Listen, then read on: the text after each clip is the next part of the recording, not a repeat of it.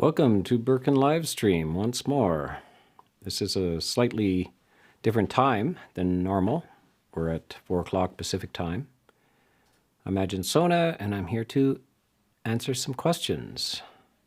So we'll start without hesitation. Piyadasi can ask the first question. Ajahn Sona, our first question is from Brittany in Tallahassee, Florida, in the United States. I'm trying to learn Asubha meditation. Would you ever consider doing a 30-minute guided meditation for us? Yes, let me explain Asubha.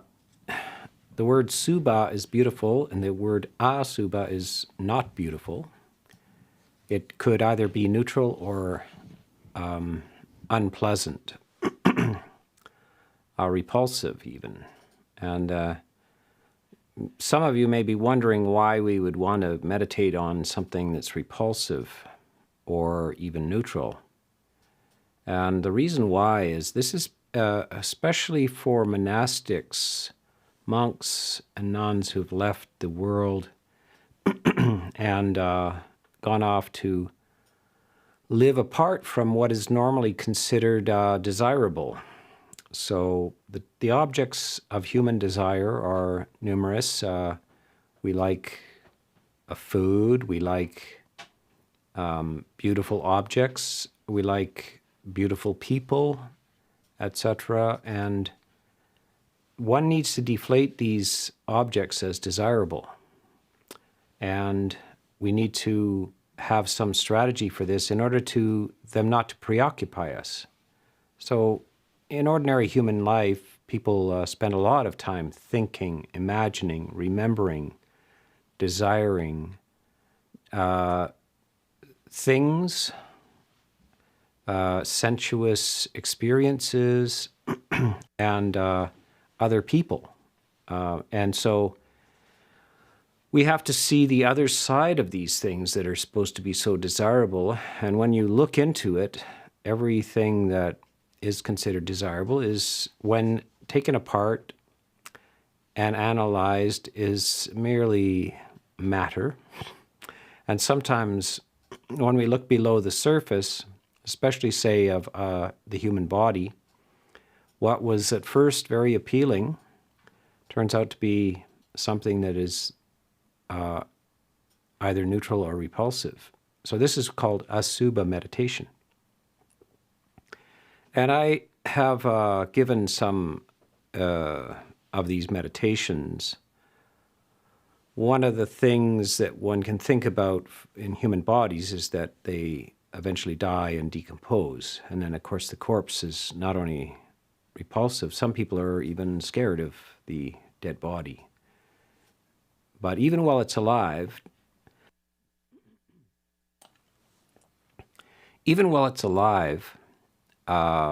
if we look below the surface, you remember this phrase, beauty is only skin deep. So if we look below the surface of the skin, and then everything changes, we don't find that attractive. It's the surface things that we are attracted to. These are interesting because they're the first 5 objects of meditation when you become a novice at your novice ordination. We are asked to repeat forwards and backwards: head hair, body hair, nails, teeth, skin. And why would they give a novice monk these 5 objects to be recited at their ordination? Because they are the appealing parts of the human body. But even when we take them in their separate things, the nails, your fingernails, if you ever just keep your fingernails, the clippings, see how appealing they are. Teeth, when they're embedded in somebody's face, it can be a nice smile or something, but when a single tooth is removed, you see it's a very different thing with the root and all of that kind of stuff. It's a weird chiclet of some sort. Head hair, maybe lovely, kind of in mass, but when a single hair is removed and you find it in your soup, then it's not so appealing.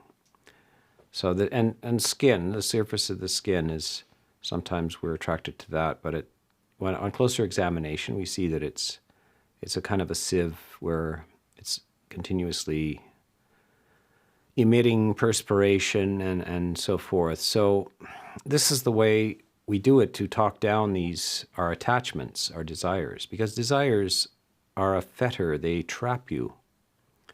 When you're obsessed and riveted and you think you can't be happy until you have the object of your desire, then that's too bad, because you could be happy without the object of your desire. And you would probably see that throughout your life, the objects of your desire change. That which you loved when you were a child, you grow out of, and you don't care so much about comic books or plastic toys anymore. You move on to bicycles, and then eventually bicycles fade, and you want a car or something like this. So we see that these objects are just perceptual things that we pass through in phases of life. And the higher mind is free of this hankering and desiring and attachment to these things. And so it feels very light. It doesn't mean that it's a boring life. When you have no desires, it's not a boring life. It's actually it's the fulfilled life. It's what everybody is seeking. They're seeking this in the objects of desire. They're seeking fulfillment and contentment, but they don't find it. So you can find the peace of mind and the contentment, and it doesn't have to be associated with objects out there, either objects or people. So this is why we practice this Asubha, and is to reduce our desire, our greed, our sensuous aspiration, our sensuous appetites as well. Now, you can hear me talk about this. It's very interesting that you choose that I should talk for 30 minutes on this. A 30-minute guided meditation. I don't know why 30 minutes.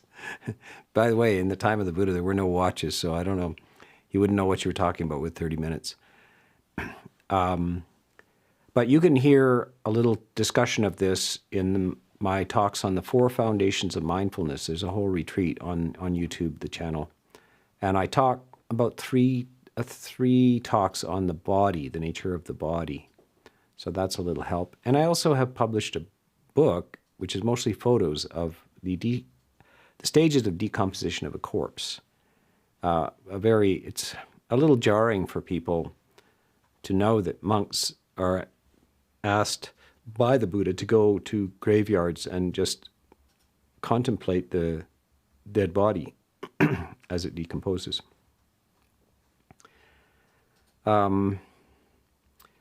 Because we need to get reality. We need to get in line with reality. And people are very, very out of line with reality. They're shocked, dismayed by the sudden changes in events in life. And they shouldn't be, because that means that they're out of touch with reality. So death and injuries and sickness and people changing and things changing, etc., are the nature of reality. And if we're not in line, in touch with that, then we're very prone to suffering. So these exercises are to reduce human suffering.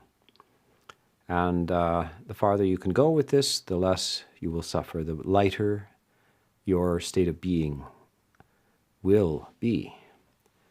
So that's a brief answer about the Asubha meditation. Ajahn, our next question is from Smith in Maryland, United States.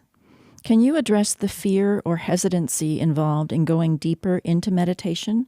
I sometimes fear the possibility of changing irrevocably in a good way, but possibly in a way that my spouse might not be able to relate to, or changing in a way that sets me completely apart from what I know and connect to right now.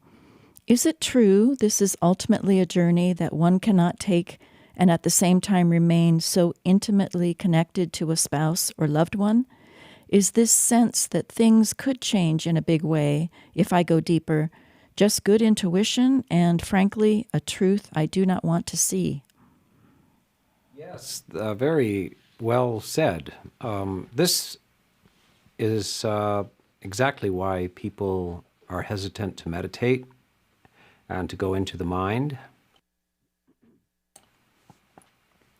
And it's exactly because you will change if you meditate. And by the way, the changes, you don't even have to want the changes. It's not by desiring the changes that they happen. You're more or less, if you do these exercises, if you focus on these topics, it changes you. And you are presented with the fact that you're a river of experience rather than a thing. You're not a self that persists unchanged through time. You're actually something else. You're a river of events, and these events are causal. So if in a river or a stream you see a little whirlpool, and if you remove a rock just upstream from it, that whirlpool disappears. And the cause of the whirlpool was the rock. So if you remove certain perceptions about life, if you change them, then everything downstream, that is everything in your present and future, also changes. So we're ultimately very, very flexible and changeable. Some people consciously attempt to stay with the known, and they freeze, and that is that you see some people by the time they're 14 or 15, they're become kind of automatic. They have a stage laugh and a stage dialogue that they give. It's the same old, and they stop changing, and they're very interested in not changing. This becomes stale, static. Of course, if they're by some reason moved to another culture or a situation, then they sometimes are forced to change, forced to react, and they're afraid of that. So yes, we have a fear of change because we will become a new person, and the person we are, where do they go? So it's kind of birth and death, moment by moment. We can die to who we are, but something new replaces that. And when that happens, our relationships to other people also change. When we change, everything changes. This can be very positive sometimes, but it also can be problematic for certain relationships. And so, as you notice, the Buddha himself left his wife. They were married quite young in life, and they had just had a child. And the Buddha left, walked out, never came back.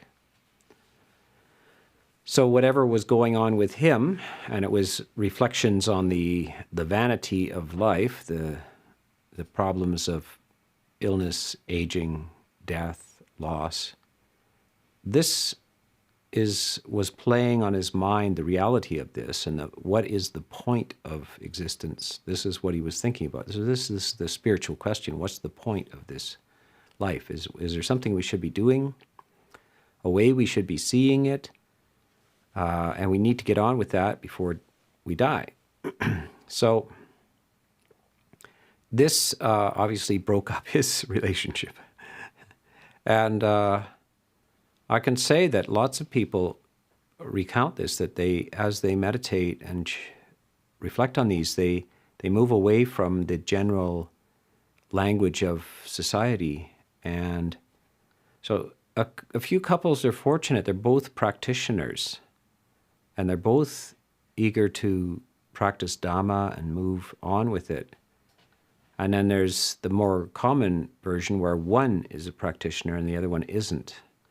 And they drift apart. And it can be rather inconvenient. Yes, it can be in truth, growth, development can be inconvenient. But it's strange the way society values it. If if you decide to go off to university and leave your family, you cross the country, usually you'll be missed, but you're congratulated for your endeavor to educate yourself and have a future. And so that's all right. And some people, when they're taken off to the army, they're considered to be, it's an honorable thing, but they may not come back alive. So the society recognizes certain kind of radical change as okay, but if it's a spiritual calling, then it's sometimes not understood. So if you go off to war, you're commended, but if you go off to peace, nobody understands it. So that's what the spiritual practice is, going off to peace, joining the Peace Corps rather than the army. And it is truly the noble decision, and it's truly the best growth pattern. But as I say, you outgrow people. You grow. It's like Gulliver's Travels. You end up being too large to fit in some rooms anymore, to fit into some conversations, to fit in with some situations in life. You're more expansive, more understanding, and you can't be with shallow views and opinions. So this is what happens. But your choice is to be shallow and small, or grow. And when you grow, not everybody grows with you. So indeed, it is a threat to the status quo to practice spiritual reflections, and these things are very. They work on their own, so you don't have to wish and hope that meditation will work. If you follow the instructions and just do it, and really do it, not in a pseudo way, but really do it, there will be changes without caring or wanting for them. They will arrive, and you will be a different person. So that is the reality talk on this question. It's a very important question. I've answered it many, many, many, many times in my life, and it's of course happened to me in my life that the more I meditate, the more I find that new realities have to unfold and new relationships have to unfold as well. Okay, next question. Ajahn, our next question is from Alex in Spain. Do you suggest focusing the mind before practicing metta so as to give it more power? If so, what technique other than the breath do you use If so, what technique other than the breath do you use prior to and while one thinks loving thoughts and images? Well, focusing the mind, the first thing is to basically, for days in advance of meditation, really, one should be reducing one's interactions with the world. So reducing your exposure to media, reducing your exposure to random, frivolous kind of talk, speech, entertainment, distractions like this. The mind takes a good long time to settle down. It needs to be weaned off of overstimulation with the external world. And then listening to talks that are on Dhamma are very helpful. So that assists you to move the mind towards this much more lucid and focused state. And of course, when you withdraw from the sensory world, there's a period of dryness. So people don't realize how dependent they are for instant gratification, for food and drinks and television and newspapers and sports and music and all this kind of stuff. They don't realize how dependent they are. And it's only when that's taken away that they suddenly feel dry and empty and craving. So you have to be aware that is human nature. So you consciously reduce your interactions and stimulation and expect to go through the dryness, and then you will adjust, and eventually you will feel at ease in that. And then now you're ready to meditate. And so that's the preliminaries to calming the mind. So reduction of sensory input, listening to the wise voices of others, associating with good ideas, and then withdrawing into a quiet, supportive environment, and then bringing up the instructions for, say, loving kindness, letting them play through your mind, holding the ideas, using imagery and memories to produce the emotion, and then you will feel the experience of loving kindness sweep through you. And then you have to protect it. Once you've got it, don't leave it at the bus station. It's like a baby. Now you must take care of it. It's growing, but it's still tender, so you must take care of it and not let it be taken from you by kind of coarse association. So this is the process for developing these things. Okay, Pia, next question. Ajahn, our next question is also from the live chat from No One Everyone. Hello from Iran. How does one see the three characteristics with regards to consciousness, Citta, and see it as independently arisen?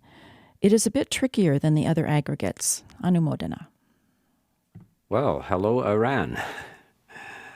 You know, a little sidebar here. Iran was, there were many Buddhist monks and Buddhist monasteries in Iran and all throughout the Middle East. That's a part of history that we often have forgotten. Buddhism spread out through the Middle East all the way as far as Egypt and Greece in the early days. We think of Iran as Islamic, but that's fairly recent. If you remember the great Buddha statues in Afghanistan, some of the biggest stone Buddha statues in the world were in Afghanistan. So it's interesting to hear from Iran, people in Iran. So Citta is mind, and that's just a general term.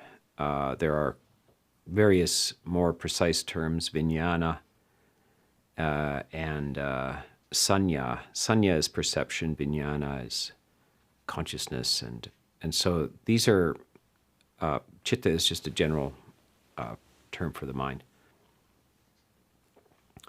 And so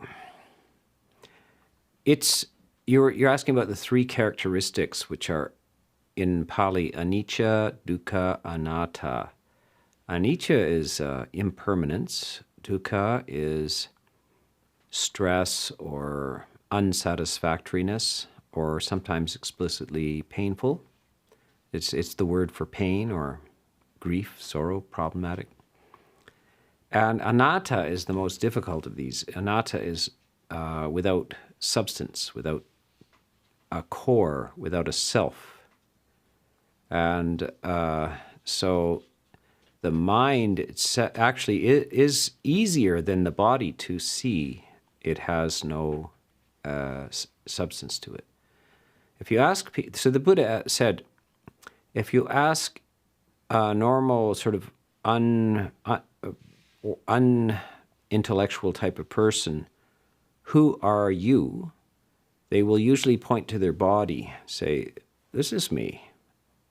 But if you ask somebody who's a thinker, an intellectual, who are you? They will say, they'll point to their mind. I am my mind. And he says, neither of them are right, but the person who points to his body is actually closer to it than the person who points to their mind. The person who points to the body changes rather slowly. It's indistinguishable one day to the next, 1 hour to the next. And so you're more justified in saying, this is me, this is the thing called me. But when the mind changes as fast as lightning. It changes infinitesimally moment to moment. And there is no justification in pointing that and saying, this is I, this is myself. So that's what we mean by anatta, or non-self, no self, is that in the midst of anicca, this endless flow, everything is flowing, moving, changing, passing into and out of existence. The mind is the most rapid of those changes. And so it reveals two of those characteristics very well. And of course, the body and the mind, then, the last characteristic, suffering, dukkha, we are very familiar with the pain that comes to the body. You stub your toe, or you cut yourself, bruise yourself somehow, or you have a toothache. These are bodily pains. So that's dukkha of the body. But we also feel emotional pain, and emotional pain can be worse than physical pain. So we feel anguish, we feel depression, we feel fear, and we also feel aversion, the pain of anger, the pain of regret, etc. So we feel in the mind structure, also has a secondary aspect called vedana, or feeling. Emotional feeling and physical feeling. They're both called vedana. So it's actually very easy to see dukkha in the mind stream. The consciousness is inseparable from this vedana. So we have, sometimes we feel joy, which is has a feeling tone to it, and sometimes we feel sorrow, which has a feeling tone to it. So it's inseparable from the experience of consciousness. When we're sound asleep and there is no citta, there is no consciousness, we do not feel anything, neither bodily experience nor emotional experience. We're unconscious. And it's so when we're conscious, we can actually experience the body, the feelings in the body, and the feelings in the mind. So this is the way we can look at these three characteristics: anicca, dukkha, anatta, impermanent, unsatisfactory, and without substance.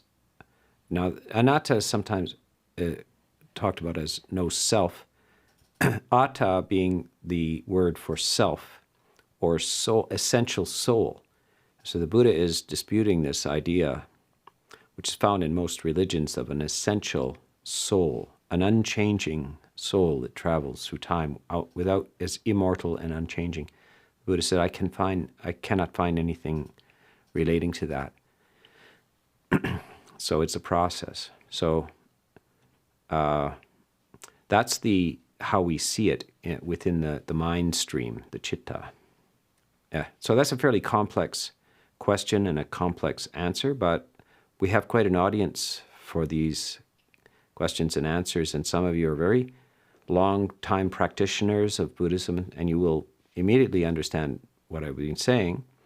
Those who are new to this, welcome to a very rich new experience about how to think about reality and about who you are as well. Okay, let's go on, Pia.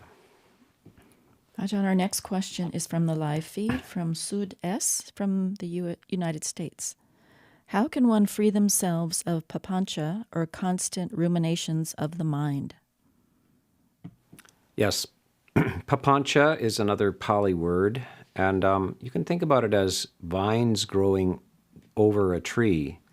Some places in the US and Canada have vines growing over trees, but certainly in Asia and in India, vines grow up a tree until they become so heavy that the tree topples over. So papanca are streams of thoughts, endless streams of thoughts which branch out and entwine themselves into your mind states. Excessive discursive activity. It is one of the curses of the modern world. There are certain people who are not so plagued by thinking. Now, for instance, when you go to school, you are given rewards for thinking. And they show you how to think, and they encourage thinking. And you get an A if you show that you can think. And they keep asking you question after question after question. And you will get a good mark and be emotionally rewarded if you answer those questions. So if you answer the questions, this is how they initiate this discursive activity. And this is more or less your prefrontal cortex. This is an important part of the brain, but it is overused. And they know where the on button is. But when you leave school, they never show you where the off button is. In school, they will never show you where the off button is. They don't know where it is, and they're not even allowed to talk about the benefits of not thinking or silence. They're only supposed to talk about the benefits of thinking and the noisy activity of discursive activity. So this is the problem with the present social structure is excessive noise and excessive thought. And it is, most cultures don't address that. Buddhism does. It plainly says that it's superior to have access the silence of deep meditation is a superior experience to thinking. By the way, it doesn't mean that you never think. And you hear occasionally some gurus who claim to never think. They don't think, they don't remember, they don't plan, they don't remember.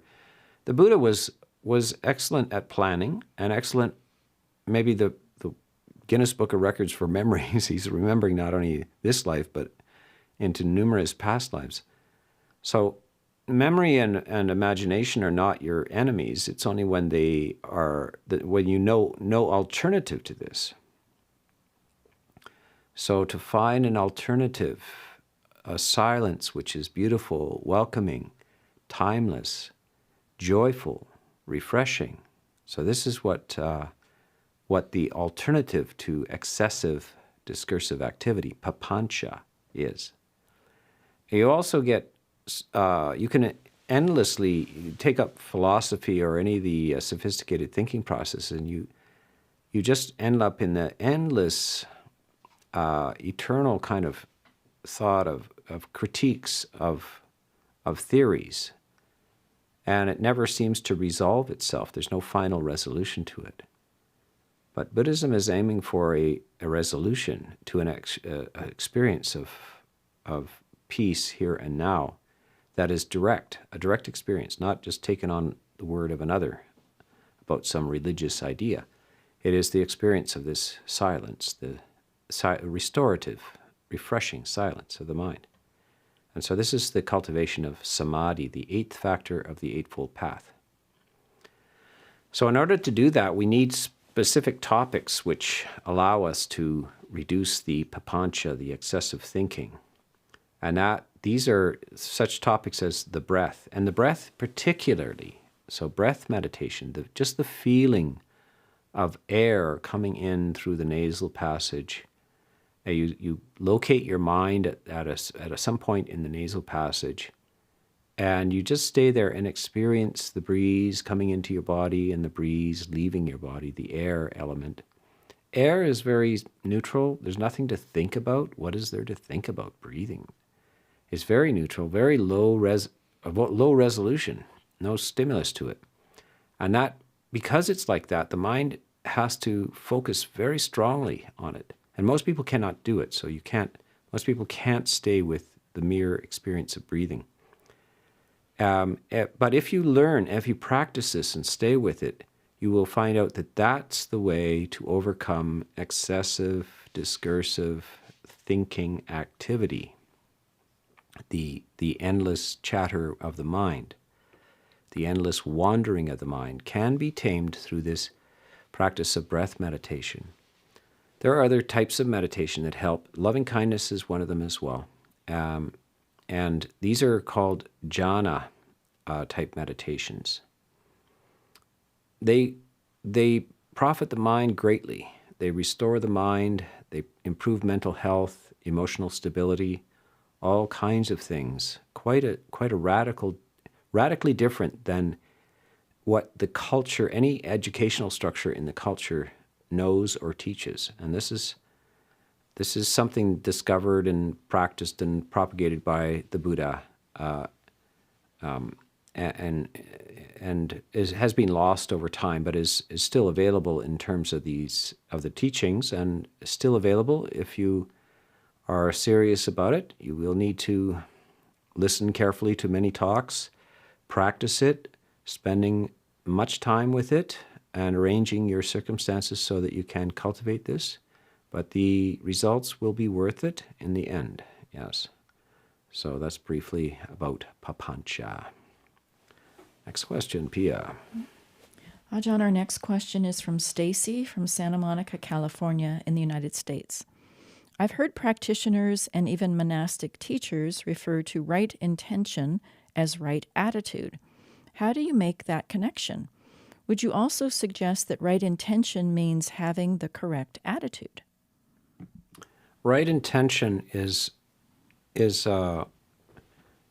non-ill will, non-cruelty, and what's called nekama, or renunciation.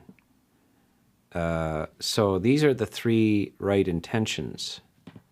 And if you want to understand whether to use the word intention or attitude, then first you have to focus on this. So non-ill will and non-cruelty are basically some form of aversion.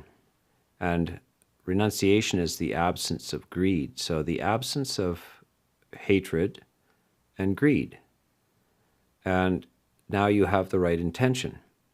Because the roots of hatred and greed are something called delusion, avidya, or moha, ignorance or delusion.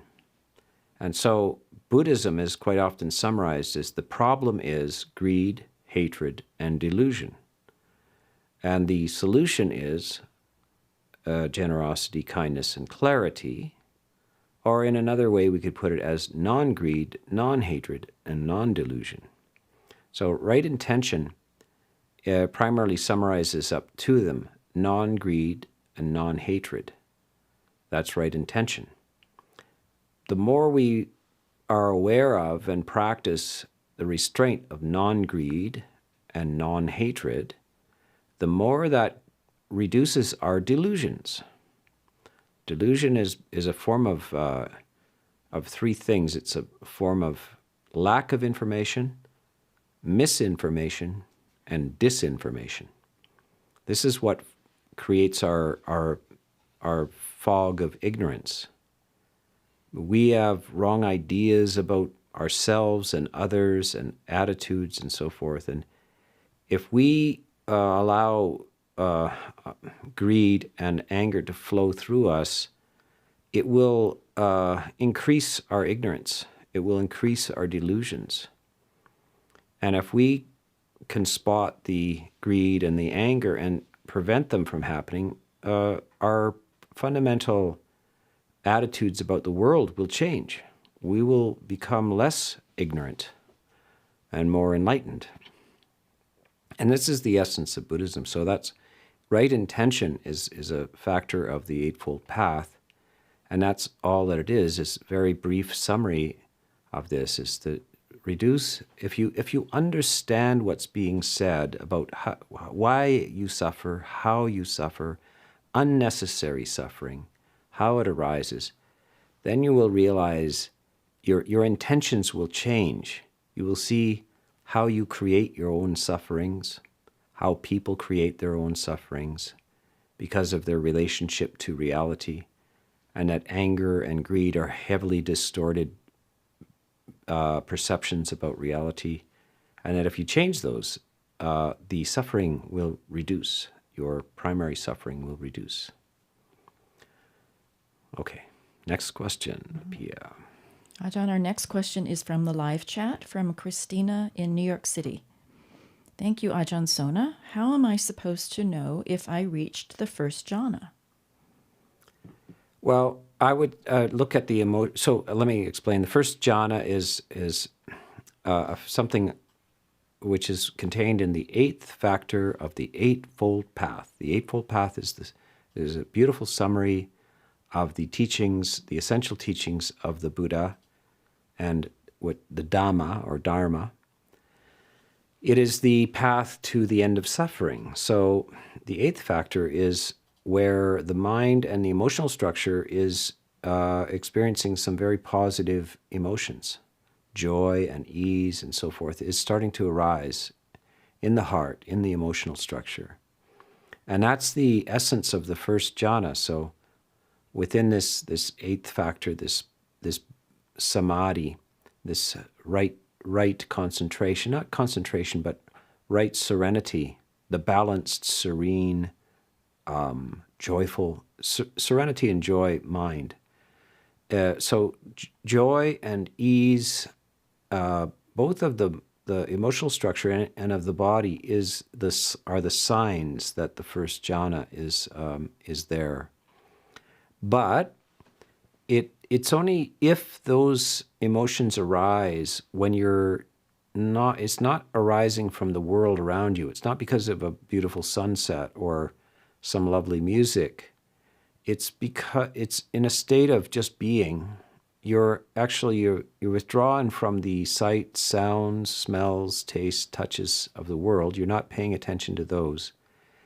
You're just pulling the mind within itself and fully content within it, and joy arises because the irritants, the psychic irritants, the emotional harassments have subsided.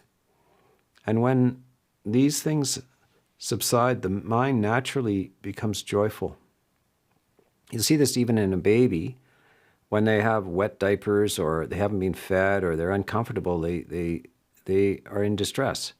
But if these things are satisfied, then the baby doesn't think about things, but when they're not being harassed or annoyed by something, then they return to a state of ease and joy. And most animals do this as well. Like when they're not being threatened or harassed, then they return to a state of peace and joy. And so this is the primary nature of the mind is joyful and at ease, but most of the way we live our lives we harass ourselves. We irritate ourselves. Others harass us and irritate us. And so we try to escape through sensory happiness. And we know what joy is because we have it, say, when we listen to music or something like this. But we want to have it in a deeper way without needing to be surrounded by these worldly sources of happiness. We want the joy without the external, and then we become independently wealthy. So we have the wealth within us. The joy and the ease is in our just the very nature of our being. And we don't need all these worldly things to help us or stimulate us. We have it within us. So this is allowing that to arise. And there, you systematically look through your mind and you see how you are distracting yourself, what's missing, etc. So this is the process of meditation, is to look at how this happens. How are you missing the mark? How are you missing the point? And how to tame the mind and bring it back to its essential nature, which is joyful and at ease. So this is the process of, and to know the first jhana is to know joy. So the primary emotional characteristic is joy of the mind and ease of the body. So you keep your awareness on those in order to identify whether you have got to this first jhana, this first state of serenity. Okay, next. Ajahn, our next question is from Anonymous in Derby, United Kingdom. What are lay people to do about poor conduct by monastics? I recently stayed at Amaravati, and a monk there refused to acknowledge that they were in the wrong, even though I showed clear evidence that showed they were wrong and were acting in a domineering manner. This monk also alluded to times in the past when I had been a, quote, difficult guest, and that by not cooperating with his wishes, even though I showed clear evidence and he showed none whatsoever, I might damage my opportunities to stay there in the future. Well, this is the common experience in life. You go into a restaurant, you go into a host. Sometimes it's wonderfully receptive and everybody is cordial, and sometimes it's not. And sometimes it turns out that you are the source of the difficulty, and it was you, not them. And sometimes it's them and it's not you. And lots of people endlessly question, is it me or is it them? Is it me or is it them? So welcome to reality. Such things happen in monasteries, and I'm sure every guest monk, now they're in monasteries, especially retreat, who have retreat facilities, there'll be a guest monk or a guest receptionist of some sort, and they will be welcoming hundreds or thousands of people, and actually over the years, sometimes tens of thousands of people will pass through the monasteries. And they will have experiences with people who are wonderful, saintly, cooperative, and others who are difficult and problematic. And if you go to enough monasteries, you're going to find that some of the monks are difficult and problematic, and some of them are saintly and wonderful. That is the nature of the world. But how should you deal with it? Because there's very little you can do. The monk lives there, and they have to make choices and decisions, etc. And that's their home, basically. The monastery is the home of the monks, and it's their first home. You know, monasteries in the time of the Buddha didn't have facilities for lay people to stay there. Now here, the monastery, which I have established here, is both for monastics and for lay visitors. So we have lay people live with us for extended periods of time. And so they can have a sanctuary to come to and be welcomed and so forth. But at the time of the Buddha, there were no such sort of retreat centers. Monasteries were for monks or nuns. Lay people could visit for a few hours or possibly stay one night, but not lying down for the night, just staying and listening to Dhamma. So this is a new form where you're welcoming people to come and stay in the monastic community with the monks. And this is very generous of the monks. It requires a lot of compassion and energy.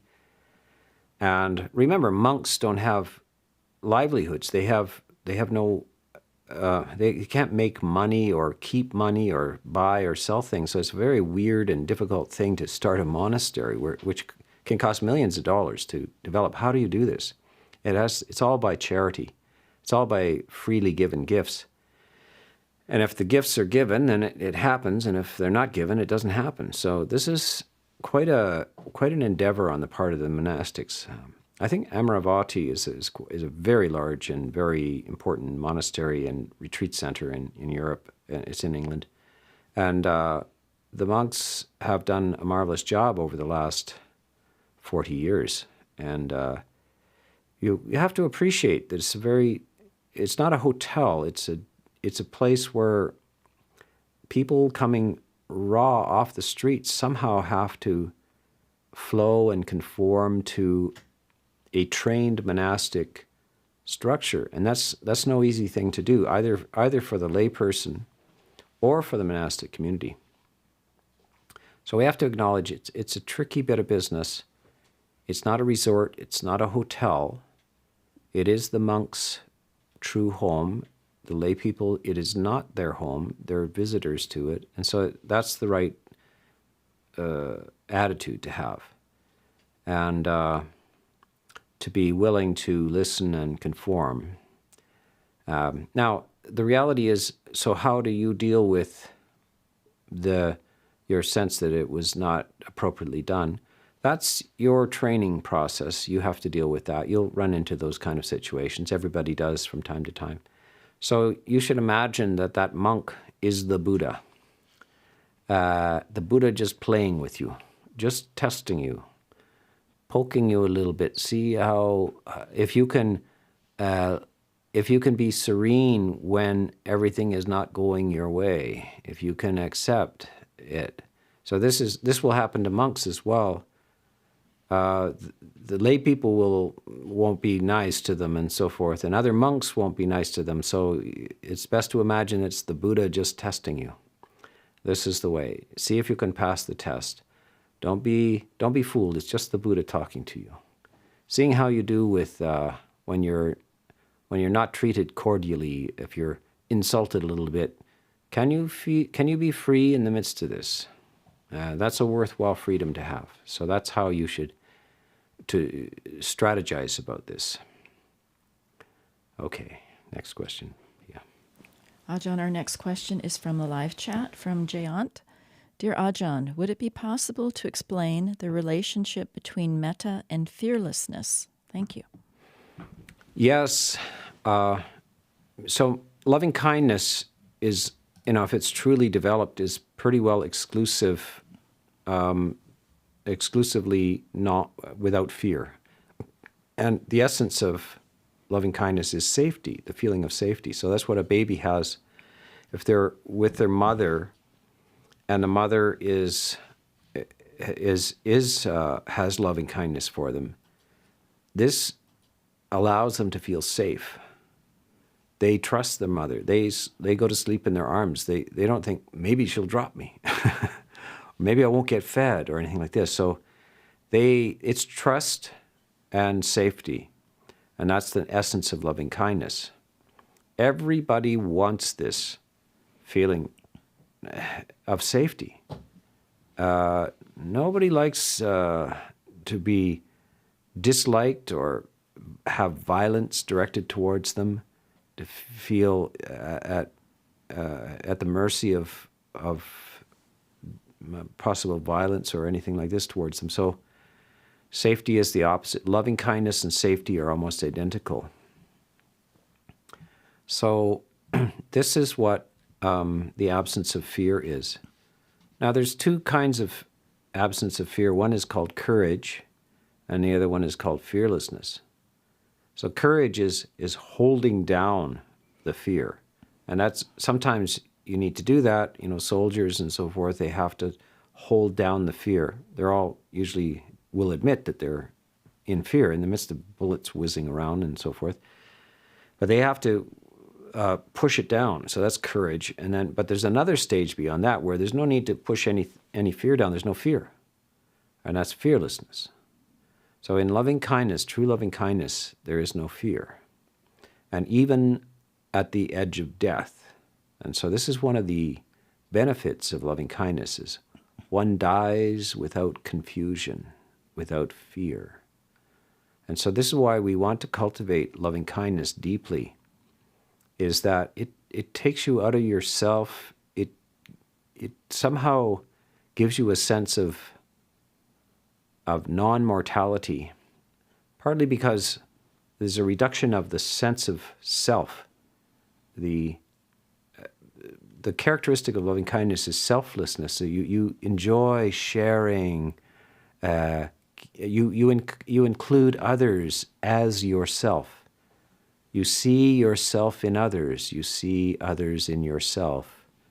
And this is a university. You're losing your sense of small identity and moving towards large identity. And with that goes the fear of death as well. Like your sense of mortality is usually around this sense of individuality, about that you're a separate being. But if you see you're basically a universal process, the body grows by itself. You have no idea how it grew. Your own body, you don't know how it appears. You don't know how it works. It just goes. It's not even yours. It's some property of Mother Nature is what it is. Your mind arrives, feelings arrive, and so forth. Where did they come from? Did you make them? Do you own them? So this is the reduction of the sense of the ownership the sense of the owner and the more universality of the body and the mind. And with this is reduced the sense of fear and the need for courage because there is no fear. So it's a very good question around this loving kindness and fearlessness. It's very important to see that is indeed what happens, is a reduction of fear. And an improvement of your capacity to think as well. When you have loving kindness, you'll make better decisions. By the way, so if you have difficulties and problems in life that you have to solve, don't start solving the problems. Just go for the loving kindness first. And out of the mind of loving kindness, then think out of the mind of loving kindness, and you'll come up with better solutions to your situations. Yeah. Okay, one more question, I think, Pia. Yes, Ajahn, our final question is from Linda in Bellingham, Washington, United States. In one of your tea times, you mentioned 6 postures for meditating. It would be lovely if you could create a video demonstrating these to go along with your breath meditation talks in your Basics in Brief series. I believe that I mentioned 4 postures, and that is the standard phrase in the Buddhist, in the Pali Canon, the 4 postures rather than 6. So standing, walking, sitting, and lying down, 4 postures. And really what it means is like everything that a body does. Now there's stretching and bending, etc., but they're basically part of this 4 posture thing. 4 postures, some of the postures are good for certain things, some are good for others. So the sitting posture is good for concentration exercises, focusing on the breath, etc., is usually described in the sitting posture. Loving kindness is described in all 4 postures: walking, standing, sitting, lying down. If you want to sleep, then the best posture is to lie down. If you want to refresh yourself and energize yourself, the best posture is to walk. Stand up, walk around, of course. And if you want to concentrate, then a fixed posture is better because you don't have to watch where you're going. There's no distractions. So sitting is the least conditional of these postures, except for lying down. But the danger of lying down is that instead of meditating, you just go to sleep. So that's why the sitting posture is good for certain things. But if you get sleepy, tired, and need refreshment, you need to change your posture, then walking is very good. And then standing is also an option. And so you'll be standing in the bank, waiting in the bank line, waiting for a bus, waiting this, waiting that. And that's a useful period of time. It's a posture where you actually can use profitably, not just being impatient, but finding an opportunity for meditation as you wait in the line. So you can practice loving kindness for everybody else who's got to wait in line, etc., something like that. So each of these postures has a specific use, can be related to certain types of mental states. And so that is, I think I do talk about this in the 4 Foundations of Mindfulness. This is a retreat, about a 10-day retreat I gave on the 4 Foundations of Mindfulness. And you can check it out on the YouTube channel. And I will talk about postures as well. That is it in brief. And so that brings us to the end of this question and answer. And we seem to have chosen to do an afternoon live stream. And probably next Sunday, we will start at around 4 o'clock in the afternoon as well. Perhaps we will see you then.